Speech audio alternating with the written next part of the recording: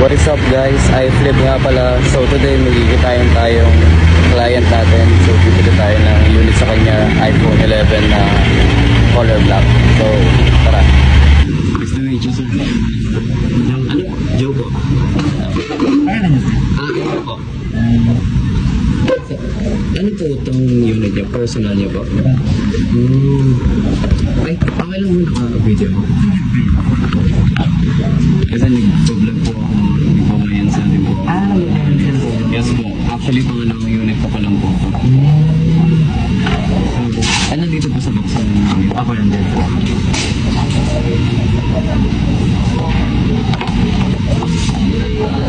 Check ko lang, sir. Sige. Ano pong one lang?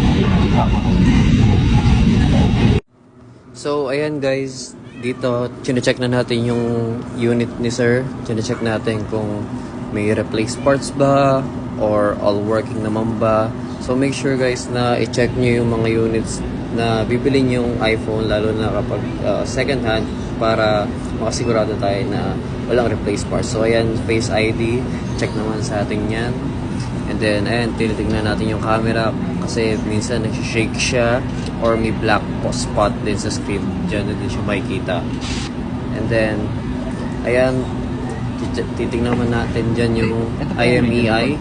So kung may box na kasama yung mabibili yung unit, dapat match siya sa box ng unit and then yung about ng phone. So ayan, mukhang okay naman tayo dyan, pasado lahat.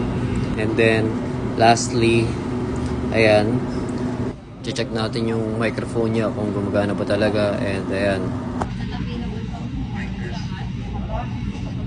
so narinig niyo naman, gumagana naman siya. And then ayan, check na natin yung mga buttons, make sure na working lahat. Okay na po ako dito, sir. Ano naman po siya, no? NSU? Apa NSU? May page din kayo?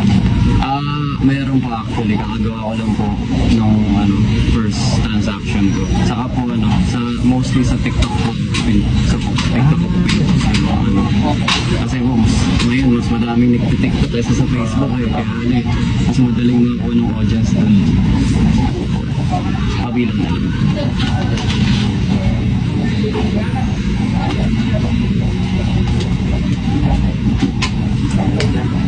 Okay na po.